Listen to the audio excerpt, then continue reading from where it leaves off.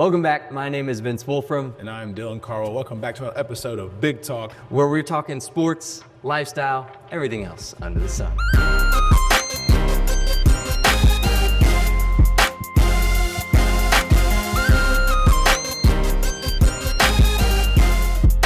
Baby, I'm back.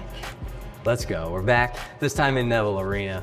Caught you after practice. It's been a while though since we popped on to a Big Talk episode. What you been up to, man?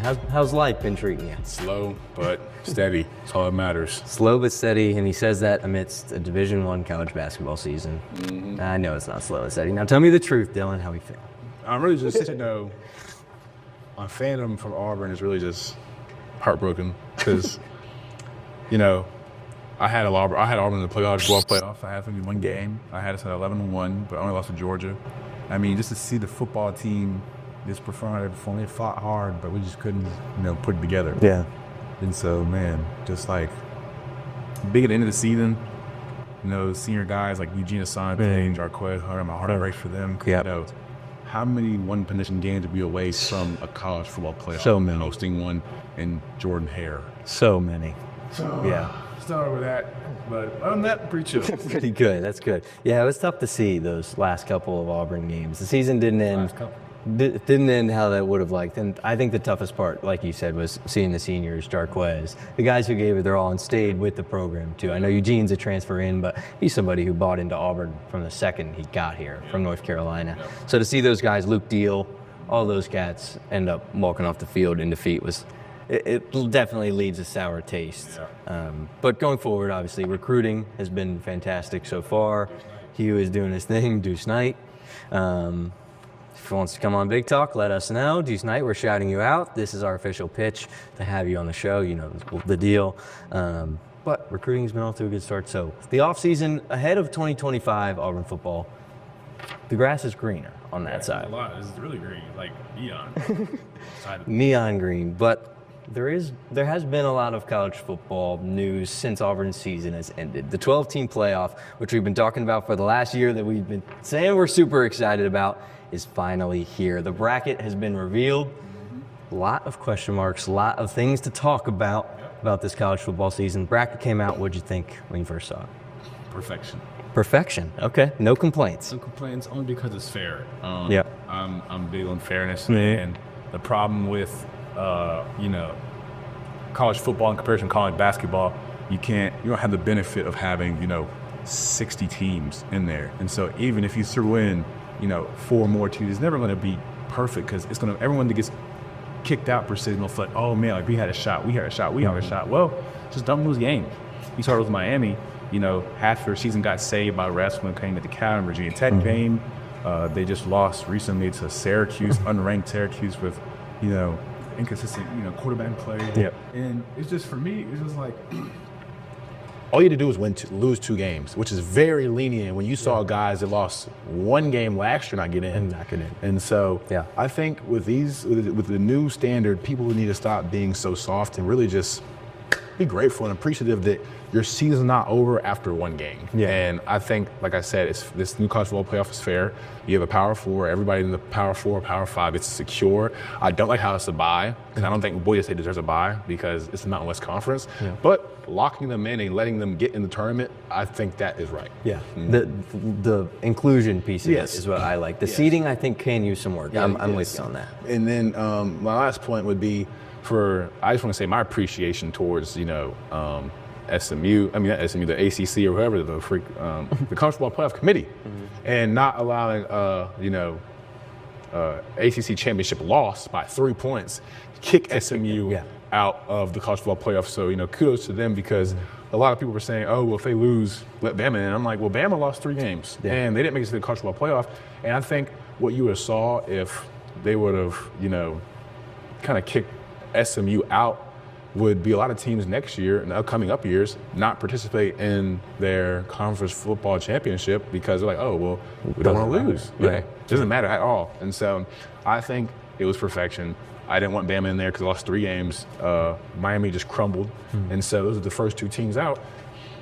I mean, people that are complaining are just get over it. I wonder if the Clemson SMU game ended differently, if that would have changed Bama things. would have been in, and I would have hated it. So Yeah, because, I mean, Clemson, they were up a lot in that game, and it was the third and fourth quarters. SMU slowly sort of crawled back in that game. But my thought was if SMU loses that game by 40, is the committee going to put them in and put in a 3-loss Alabama? Well, in my opinion, I would hope not. Yeah. I would hope they would give them that shot. But in a game where you lose to Clemson by that much, I think it would be hard. If you look at the TCU national championship game, I think the committee learned the lesson about letting teams in. And so if they would have lost in a more poor fashion, I do believe that Alabama would have gotten in. Because it's better for money, better for views, and it's going to be more competition rather than seeing a team get. I didn't want to see Florida State get in after a bad loss, a bad win. That's about last year. Last year in the Final Four or whatever, I didn't want to see Florida State get in when they won against Louisville 18-13. Yeah. Like, I didn't want to see that. Exactly. And so I think the committee did perfect. Yeah, and I think over the last couple of years, it's been hard to find the parallel to this. Like, you don't know whether they're going to pick a team based off their strength of schedule, their wins, or their bad losses. Do you get in? Or how bad you lose those conference championship games? Look at the Washingtons of years past, the Cincinnatis. They put those teams in over SEC, over ACC, over what was Pac-12. And to see them include all of those teams, it's a refreshing feeling to see, to watch, to see how it plays out. But the stage is set. A lot of good matchups. Is there any matchup or team that I know South Carolina was this guy's team early in the year that faltered, but now barely. We were one possession away. Let me go ahead and go get ahead. high horse. So, like I said, guys, everybody lock in right here. Listen to me. So, like I said, South Carolina was going to be in my national championship game. I was not wrong. I was just early. See, they have the best front four in the country, maybe behind Tennessee. Lenore Sellers is Lamar Jackson, for all I know, with a pair of goggles. You got Robbie Ashford coming in there with the backup as a running option. I don't know. They got number 8, who's runs like a 10-second 100-meter dash. Anyways, they were not one game. They were not one possession. They were one flag away from getting into the college football playoffs. The play is set. LSU, they got the ball. Exactly. Red 18, whatever you want to call it. Nussmeier drops back. He's in the red zone. He's looking. He's scanning. He throws a pick. I'm like, oh, my gosh, I'm watching this live. Oh, my gosh, homeboy, I don't know if it's linebacker or cornerback, but he's hauling tail. Someone decides, oh, let me just go ahead and block the quarterback because he's coming towards the player. So he's like, here, bang. Quarterback flops a little bit. Freaking 106-yard pick six gets called back. And obviously, Lenore Sellers was hurt, but they called the touchdown off, and they brought the ball way back. Like I said, they had Robbie Ashford, who didn't have the experience that he needed to win that game. It's hard as a backup to win that game because it's high pressure. But when the refs are on your side because they thought the LSU was going to get in the college football playoffs early on, they were showing more favoritism towards LSU. So they were one flag away from hearing Sandstorm. And in honor of my dogs losing and not getting in the playoffs. Buckle up, big time fans. Here we go. It's not the same. Oh, brother. Do you not know how electric Sandstorm would be when they host SMU or somebody else, who else is in the college football playoff? Penn State, Tennessee? You don't think that it get real cocky over there? If you don't think they're not playing a different level of beamer ball in college football playoffs, I don't want to tell you. That's the most electric fan base in the country, and y'all let them. One flag. It was one flag. And they really picked it up. They almost won. And look at their schedule. They almost beat Alabama at Alabama. Close. Oh, my gosh. Watching that game live, I was in New York. My girlfriend can attest to this, y'all. We were walking to the subway, about to just hang out in Manhattan. I'm watching the game live because, I got a real deep hatred for Bama. We're walking, and I think South Carolina, my team now. We're up, and we have the ball at maybe the 15, 20-yard line. We have the ball. We're good. We got the best, chilling. second best running back of the country. You know what I'm saying? Number 5. I don't know his name, but number 5. Tough. Literally. So my boy Lenore hikes the ball. Like I said, all you do is chew clock, hand off. I don't know what happened to Lenore Sellers. He forgot he was playing football, not basketball. My brother just dribbles the ball. I've never seen a quarterback just dribble the ball. Oh, my Lord. I fell to my knees, y'all. I kid you not. I kid you not. I literally fell to my knees and touched the dirty New York floor because I was that upset that the not even, I don't know what to call them, the Bammers just. So they ended up beating South Carolina like by 2 points, and the only game that South Carolina got manhandled was the Ole Miss game. Other than that, South Carolina looks like the team to beat. That got really, really, really scorching hot, and the committee didn't let them in only because, like I said, the Clemson game. But Clemson beating SMU. But South Carolina, man, they got the same team coming back. Yep. Good Lord. Danger. Literally. Note for 2025. Also, congratulations. That was your first live TV ISO right there. Come on now. That's pretty awesome. Hey, ISO Dill. I've been calling him the big guard of the year so far. Come on now. I think we have to go ISO Dill here soon. Yeah. So, wait, who was your picks for the college football playoff, if you remember? Because I know mine was Auburn, and I was too hopeful in Auburn. But South Carolina, like I said, I was not wrong. I was early. Yeah. I honestly don't even remember who mine were. How are you? Oh, I think I picked Missouri was my sleeper. That went horribly wrong. Yeah, also, he went horribly way wrong. off. The Yours too. SEC all-season team, the SEC teams, did you see these? Keandre Lambert-Smith robbed of the first team for Missouri's wide receiver. What is his name? Don't tell me Burden. Yes, Luther Burden and Ryan Williams. Dude, Luther Burden. He had a really with less touchdowns, less yards, less receptions than Keandre Lambert-Smith. He had a subpar year. He had a really down year, but I think his name sells. So, yeah. And obviously Auburn, the year we had, really. And Ryan Williams too on that list. I'm not mad at Ryan Williams. He had a really good year. Two big names making that list, but let's break this one down. Initial thoughts watching Texas against Georgia. I know you watched that SEC championship game. What were your thoughts on them? How do you think they played, and how do you think they'll fare against the Tigers? I just think Georgia and Texas are like, that toxic couple. Yeah, you're right. Like, it's a boring every time you watch them play, but it's like defense. And I think that Georgia just has Texas' number on the defensive side. I think Texas has Georgia's number on the defensive side. They match up really, really well against each other. And I think that Texas is a really good team, and they don't play Georgia Bulldogs. And same life goes vice versa. I think that Clemson goes into Texas and gets 30 all.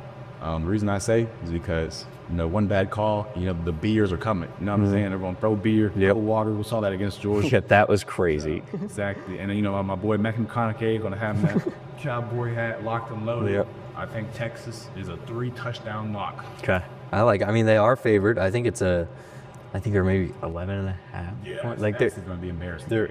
They're big favorites in that game, and I'm going to err on the side of Texas too. That's a team I liked coming in. Quinn Ewers was one of your picks for the Heisman Trophy earlier this year. Hasn't had as good of a year as he did last year. That's that bad, bro. But still, the year he's had, especially after being banged up like he has, to have 2,600 yards and 25 touchdowns. I think when you throw for 300 yards and you only scored 13 points, something's going wrong. Yeah. Yeah, but I think to win, if Texas wants to win, run, Longhorn, run. They're working on a backup running back, Quintravion Wisner. That's a name I think people should remember. Once Blue got hurt for Texas, W-I-Z. Well, it's W-I-S, but broadcast tip here. You can spell names differently in these sheets so you can pronounce them better. Look at that. Look at us learning. Broadcast 101. Welcome to class. Class is in session. And Quintravion Wisner, he's running it. He's the teacher of this class. Since November 2nd, 2 regular season games he's had with 150 plus rushing yards. And when they're ranked against teams, he's put on for Texas as well. 863 yards on the season. And only played in a handful of games. That's impressive. I think if Texas is going to win, they're going to have to rely on that run game. I know I said 21-point favorites, but I think this is the Dabo Swinney revenge year. He's been really I can't find another. I feel like they were doubted. They were early, and Dabo was doubted because he's old-fashioned. He recruits like now. Out of high school. Yeah. It's like, hey, we're going to bring these guys in, we're going to do transfers, and everyone was hating on him. He had a really bad start of the year, really sus start of the year. Yeah. And they won out. Yeah. Pretty much, and we got dog walk by cops here aren't at home, bro. Yeah. Yeah. Losses to Louisville, Georgia, and South Carolina. The Louisville team who has upset some people, but has also taken its own couple of losses as well. But Clemson, they did beat SMU. They were up handily against SMU too. They're a team I feel like can play better. They just have to find that Cade Klubnik is a good quarterback. I think that the Texas trenches is going to. I agree. I think the SEC level of defense is going to outdo that of an ACC offense, and that will pay in Texas's favor. But still, to note for Clemson, their running back Phil Mafia. How about that? He is 1,100 yards on the ground, 8 touchdowns. There you go. But that's a guy who sits in the backfield next to Cade Klubnik, who I think if Clemson wants a shot to win this game, similar to Texas, they got to rely on the run game, and Cade Klubnik has to complete passes in crunch time, third downs especially. Gosh, yeah, and Texas will go on them to beat Arizona State. So. Well, that's your pick, okay. You think the Arizona State one is going to Texas? Yeah, I don't think that White actually JT can lock in against Texas. So. That's great. All right, I'm seeing the vision there. I think Texas could go unscathed out of their region. Yeah, we'll use an NCAA term. Their region. I don't know if they're called regions, Something. places, whatever. On to the second game. I think is the second best game of this first round. Ohio State, Tennessee. I think it's the first best game. I think Notre Dame, Indiana is going to be a good game. That's going to be a terrible game. Interstate rivalry, in-state rivalry. Indiana, Two teams used to the cold. Indiana's garbage. But Indiana's the worst team. Coach Signetti, we'll get to this matchup later. I'm a Coach Signetti guy. I love Coach Signetti. All right, here we go. We're going to move on. We're going to Ohio State, Tennessee. That's the game Cardwell playoff.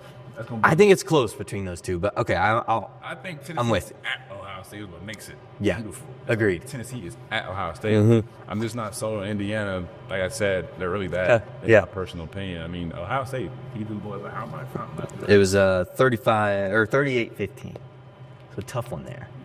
Wasn't it But at Indiana or was it Ohio State? It was at Ohio State. Doesn't matter where it was at. Ohio State's tough to beat at home.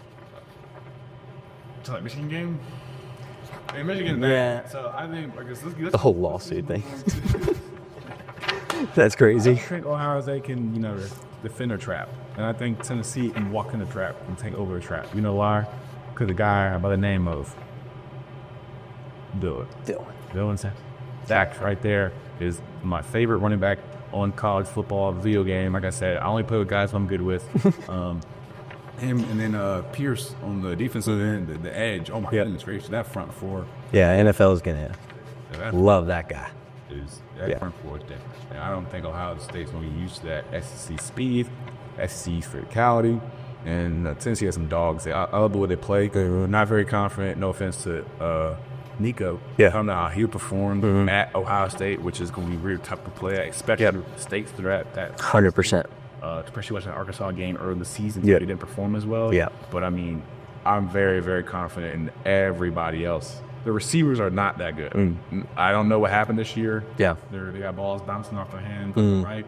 But the rest of the team is really solid. Yeah. I think Tennessee's ability to run the ball will be the difference. I think Nico, he is a freshman, which is so impressive for how he's played in the SEC in their non-conference and how he's been able to win games. Obviously lost a close one against Arkansas, which I thought was very telling of how their season has been and how I think it will go.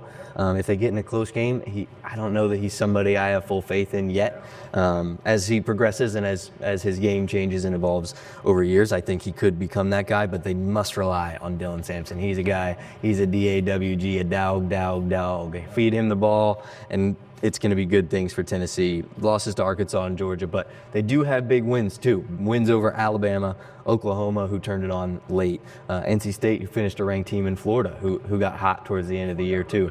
Yeah.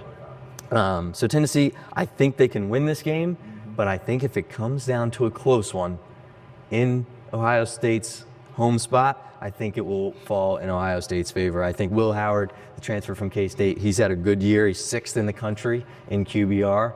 That's a stat I think you have to rely on because that's just telling of the overall performance a quarterback has on the game. Judkins, the old Miss transfer running back. This is going to be a good running back matchup to see how they perform against each other. He's had a great year, 147 carries, over 800 yards and 8 scores. He's just a force for them, force that they can rely on, similar to how we saw those old Cardale Jones, JT Barrett teams rely on those running backs. It's that same level of system this year with Ohio State. And I think the defense, too, you look at a guy like Cody Simon playing linebacker. He's just the general of that defense. 74 total tackles, that's impressive enough give them 31 totals and 5 sacks. Yeah. That's impressive numbers on that defense. And their only loss was a tough one to, I guess their best loss was a tough one to Oregon, the number 1 seed, and then the Michigan game, that was a bad loss. That game won, in many ways. Dan Lanning coaching. Yeah. He's a wizard. Yeah. He's the Burgo of football. But that Michigan game, I didn't like how that one did not raise my confidence level in this team at all. If anything, it took it down a little bit. So that's what put me on the edge. Like, I was confident before that Michigan game and this Ohio State team, seeing the game against Oregon. I said, okay, those, I think, at this point, at this juncture in the year, those are the 1 and 2 best teams in the country. But that loss to Michigan really helped, wavered my confidence in this Buckeye squad. I think Tennessee's defense holds them. Okay. If Michigan barely have 13-10 too. That's an ugly game. at home, I don't see them turning on against the ST defense with a front four that can all be first-round draft picks. I agree. And so, with that being said, lock me in Tennessee. Tennessee. I think the defense holds them. That's my only reason. Is the defense holds them. Yeah. The line right now is Ohio State by 7. I don't think it'll be that much. I think it'll be a 3-point swing either way. Yeah, I think 3. To me, it depends who has the ball last. I think it's going to be that kind of game. If it takes the ball last, it's going to be Ohio State dub. Sorry. I think it's whoever has the ball last wins the game. I don't trust Tennessee in the clutch just yet. All right, on to the next one. Well, I guess the winner goes and play Oregon. True, yeah. Got Oregon winning out. So. Yeah, I think Oregon is far and away, in my opinion, the best team in Unless they college see football. Georgia, I'd like to see Denver. That would be a good matchup, I think, as well. But I think if it's in a close one, Ohio State walks away with it. If not, Tennessee's defense will prevail. All right, let's take it from Ohio to Pennsylvania. Penn State, SMU, number 6 Penn State versus the number 11 Mustangs. Watched any Penn State? I feel like that's a team that's gone pretty under the radar this year and has just stayed atop those rankings. SMU, though, a team that's sort of climbed and worked their way into the picture. What do you think here? My Twitter finger did a lot of Twittering. I'm under the impression that, Penn State and Ohio State, those 2 head coaches refuse to show up in big games. James Franklin, I heard from the grapevine, they don't show up in big games. And so I'm going to take Penn State still. Only because SMU, I don't see an ACC team with that small. Their home field is very small. Yeah. They're not used to big games. Nope. And so I think SMU's gonna be beat by them. Yeah. I don't know, man. Penn State got a cakewalk when it comes to the trenches. Like I said, the offensive line versus the defensive line. Mm-hmm. They have it very easily. And so I think Penn State wins this game. I don't really suspect anything at SMU crazy. Yeah. Because of how Clemson did them. Mm-hmm. And Penn State's gonna be. I think Penn State's better than Clemson. Yeah. And then you need to play, probably a whiteout game. Yeah. Oh, that would be crazy. Yeah. Yeah. So whatever the line is, double it. Okay. And so all right. I like Kevin Jennings though. I mean, that dude turned it on. Yep. Yeah, I think for Penn State, you got a kid in Drew Allar at quarterback. He's an Ohio kid. You know how they are, blue collar, tough around the edges. He's not going to impress you crazy with his arm, but he's consistent. He's precise. Like I said, he's 10th in QBR. That's a stat that matters a lot to me. He did have a better year last year than he did this year, but he's a guy I feel like I trust. Like, just watching him, he's a guy I think can deliver. Exactly. And an offense can deliver when the tight end is the top receiver. That's very telling. That guy, Tyler Warren, shout out to you, because he's had a year. For tight ends to be the top receiver, that's impressive enough. They rely on that guy big time. If they want to get a win, they're going to have to get their 1,000-yard tight end. A big game. I think they handle business. I think SMU, if they want to win, it'll have to be their offense. They're an undersized team throughout. Their whole roster, offense, defense, they're just not as big and as strong as these Penn States, as the Ohio States of the world. But that quarterback, Kevin Jennings, like you said, I like him. He gave Clemson some trouble late, and I think if he can have that level of offense, the speed at which he was playing with, the ability to find receivers, I think SMU could give him a hard time. I think it's hard to win, though, in Death Valley. I think it's going to be tough. It's very tough. Don't they have a really good linebacker too? Yes, they do. Yes, their defense is not it for the schedule they've played. They have a pretty good defense. I think Penn State is historically a good defensive team, especially having got like Michael Parsons in the gut. And so I got Penn State win this game with their defense. I do as well. I think Penn State walks away with this one. And then our last one, the one I said, is my favorite game. I think it's the most intriguing game I guess best game I think it's evident. It's Ohio State. It is the most intriguing game because it's NC. That's going to be very crazy. I'll give best game to Ohio State, Tennessee. Thinking about like just the level of matchups and the schedule, the strength of schedule, I think you have to give the nod there. But the most intriguing, the most interesting matchup to me in this first round, number 7 Notre Dame at number 10, or versus number 10 Indiana. It's an Indiana rivalry. Played at Notre Dame Stadium, which I saw a clip today. CBS Sports, a guy on CBS Sports said that Notre Dame Stadium doesn't get loud enough, which I think that's a daring thing to say to Irish fans ahead of probably the biggest game they've hosted there since they won the championship in the 90s. So that, I think, will light a fire under this Marcus Freeman team. He's not somebody who takes prisoners, so I think he will be very riled up for this game. I think the Cignetti talk, because Cignetti on Indiana has been doing a lot of talking. He's been saying how, well, why didn't we get a home game? Indiana, we beat all these teams. We're a one-loss team. Notre Dame lost to Northern Illinois. How did they get the home field advantage? How are we sitting at number 10 and they're sitting at number 7? He talks a lot. Cignetti, and if you don't know who Cignetti is, Google him. I wanted to say that this whole time. That's his go-to phrase. But I think Notre Dame, I watched them in person this year in Atlanta against Georgia Tech. I think they're a good team. They started off not great. Obviously, a loss to Northern Illinois is not going to help you. No offense. Start off really hot. The A&M win. Like, we get the A&M win. Their middle of their season wasn't as they hoped. And that A&M game, yes, it was a win. In Kyle Field is never easy. It was a gross win. I think it was 13-10 or 13-11. It was a gross game. Come on now. But Notre Dame, I think that game was a grinded out win, which early in the season proves a lot to me, especially when you play the schedule Notre Dame does. People rat on their schedule a lot, but you play tough teams, Navy, Army. Those teams are never going to be easy to stop. Up on our American. But they won. They beat our military. Is that telling?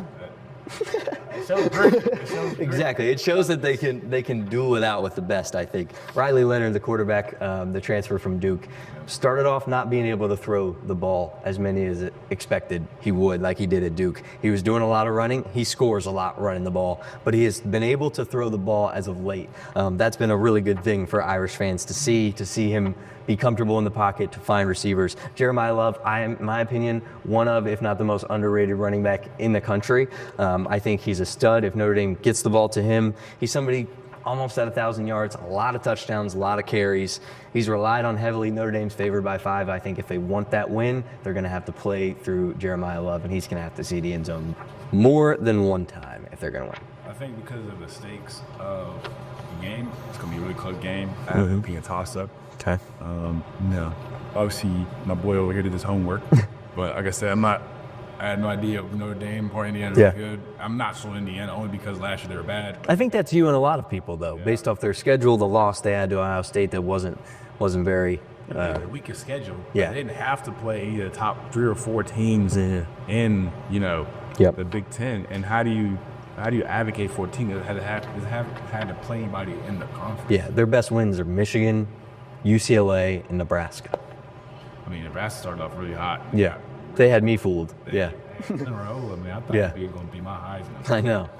Yeah, but I think if Notre Dame just does what they've done all year, pound the run game, if you rely on Riley Leonard to make throws when he needs to, I think they can pull it out. I think it's a game Notre Dame wins by 2 touchdowns.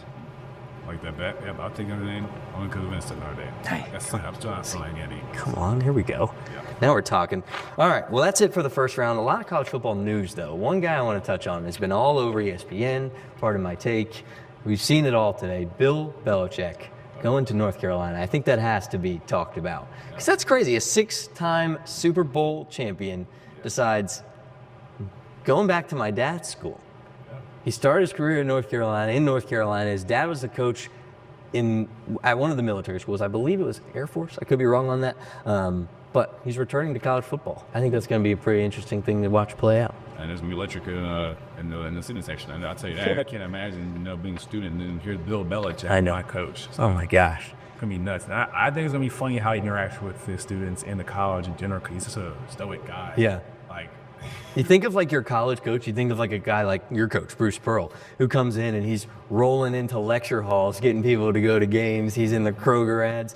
I just can't see Bill Belichick in Chapel Hill, like in your local Publix. Like I just can't picture it. How does he fire up college-age kids, Yeah. especially in the NIL age?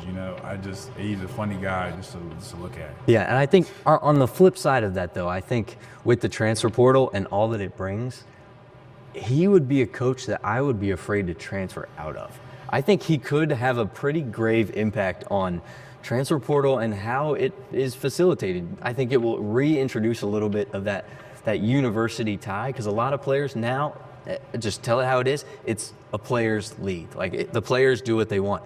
To have a coach with the legacy that he has, the resume he has, just the aura, I guess, that he has, as silly as a word as that is now, it's true. Like I would want to play for that guy. He would be a guy that I would want to help me develop to become. It's going to be an NFL factory, is what it's going to be. Exactly, and imagine the gems he's going to find in the transfer portal and in high school. I mean, those kids have a real opportunity playing for him. If he finds gems out of JUCO, he's with the New England Patriots, and so I'm excited to see what he brings. I just think it's, for me, it's interesting to see, you're that successful.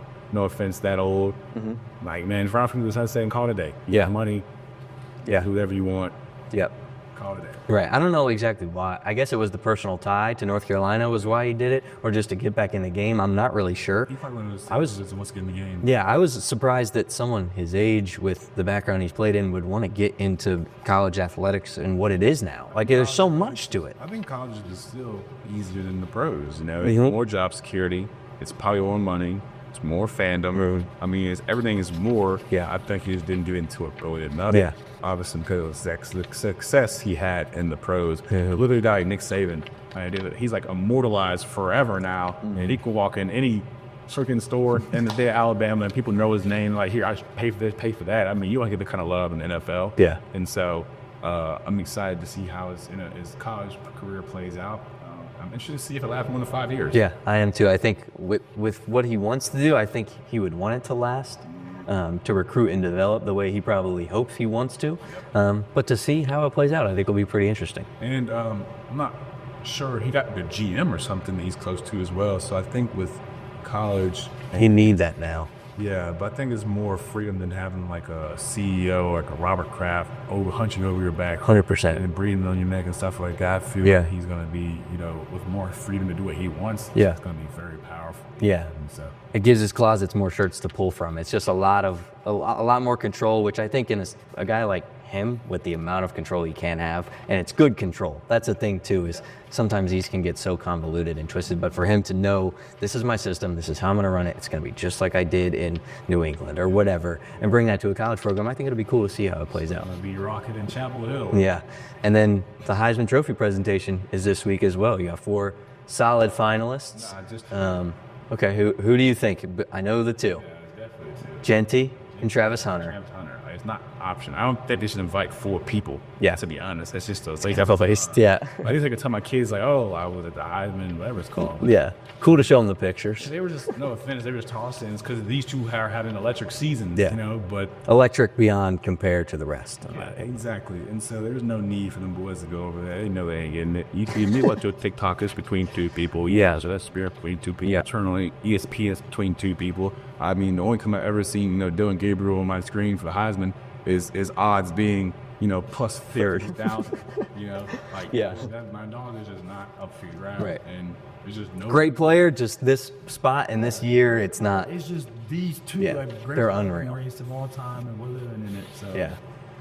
Do you have a pick? I'm gonna let you go first. Okay. I know they're gonna pick. Yeah, I picked Travis Hunter earlier in the year. I'm gonna rock with it. I think it's so difficult to play 2 positions at one time. The amount of snaps he's playing. I think Genty is fantastic. I think the year he's had is unreal. I think there's a little bit of strength of schedule in there too, that adds into that piece. But I think they're both fabulous. They're both gonna have very long careers, long successful careers. But I think Heisman Trophy wise, the most outstanding player, I think it's hard to beat a guy that's plays both sides of the ball. I think it's easy to beat a guy that is resting right now who is not playing. My daughter not playing. I don't see his name on the sheet. Well, it's not a postseason award. Have you ever seen an Iowa not playing college football? Caleb Williams. Who? Anyway. Dude, puts his nails. Yeah, he is. I nasty quarterback. I can't lie. He was getting Yeah, he was. great Yeah. quarterback, and that quarterback class probably wasn't that great. Yeah. And I just think this award, it's a toss-up. I'm fine either way it goes. This is co-ed. Yeah. Honestly, that would Satisfy a lot of. Yeah. I think it would satisfy both players. You know, all they built, all the hard work they put into this. I mean, you could ask Genti, the dog, you could have burped New York if you wanted to. Yeah. If he didn't sit in 2 or 3 second halves. Yeah. Which, he's so good in the first half, he didn't even need to. Yeah. You talk about strength schedule. I mean, they lost to Oregon by 3. Yeah. And they stacked the box with Oregon, who's number 1. And Whose game plan, I'm sure, was one thing. Stop passing it. stop the run, but I mean, they couldn't. My dog stood at probably 200 yards. I'm definitely over 180. I'm not sure it was on the stats. But I mean, he had a great game against Oregon, who is the number 1 team. So why would you discredit that when, tell me what game Travis Hunter had a great game against Oklahoma State. Okay, Oklahoma State's bottom of the barrel, and it was senior night, so their stubbiest stats. Right. I think if Travis Hunter wins, it's because it's a popularity contest. Yep. Which I think is, in today's day and age, is part of it. Yeah. As frank as I can be about that, it's true. Great player, great cornerback, he's a great wide receiver. His story is amazing. But I think with someone like Ashley Genti, we have to reward the historical. It's hard not to. And how he is literally the most valuable player of his team. Without him, there's no State. Yeah, like I I just agree. talked about that. Like without Travis Hunter, I mean, yeah, obviously it's the same way. But look at Colorado's season, how it panned out. They lost against Kansas. What I think they miss out on most is the popularity piece, like you even talked about. Yeah, I mean, you put Ashton Genti on the Georgia Bulldog, good Lord, he's the Heisman favorite by a long shot. Yeah, and I think that if Ashton Genti doesn't win the Heisman right now, a running back would never win the Heisman ever. Okay, I like that take actually, because I mean, you look at how it's gone. I mean, he's the best running back. He's probably the second or third best running back statistically in all of college football history. Yeah. Top 4, top 5, toss up. But I mean, Statistically, especially. Is what's his name? Travis Hunter, top 4, top 5, or a wide receiver or cornerback, and statistically in history, no. Yeah. I mean, he's with Charles Woodson and being one of only 2 players that play both sides of the ball. Yeah. But I mean, but it's not all American. Not Spencer James. Like, give the Heisman to my dog who literally should have. Yeah, I think with Travis Hunter having a quarterback like Shador's helped him out Big time. Yeah. The NIL's helping out a whole lot. Or with someone like Ashton Genti, just the spectacular seed he's having with teams that are stacking the box and putting 8 people in the box. To strictly guard it. He's still averaging 6.5 yards per carry with 8 people trying to tackle him. 200 yards a game. It's just, I agree. His stats are absurd. I think at the end of the day, it'll be a toss-up. They're both unreal players that have had fantastic years in college football. But I think to wrap it up, we're going to go to the mailbox. Christmas coming up. Santa sent the question. He said, Dylan, what is on the Christmas list for you this year? National champion for the Auburn Tigers in basketball, 2025 champions. I like that. Yeah, I'm about it. As long as I get some sort of ring, I think I would be cool. I'm sure you'd probably be on the Final Four talking about boy Jay Lewis. That would be sweet. Hey, you know what? That's what I want for Christmas, right? If you can bring us to the Final Four, bring Auburn to the Final Four, and I get to be there, that's all I would want. Very Merry Christmas. That's all. I'm about it. Well, another mailbox question. Come in. Okay, favorite Christmas movie? Oh, actually, that's not a new. I think mine's pretty easy. I loved Elf growing up. It was my go-to. Will Ferrell can't be beat in that movie. If I'm quoting his food groups at any time of the year, that I think is telling of my favorite Christmas movie. I'm running through the candy cane forest to get back to Louisville for Christmas break. So I'm gonna go Elf. What about you? I've never seen Elf.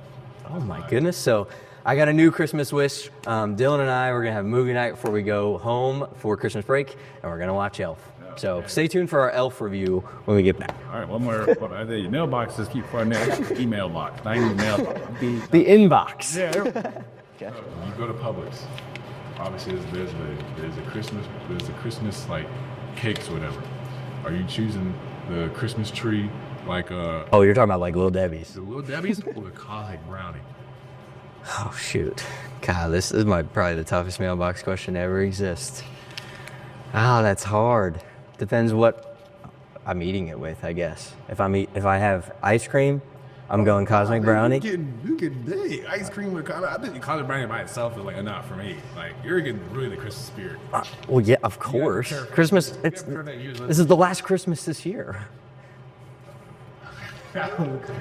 We only get Christmas once a year.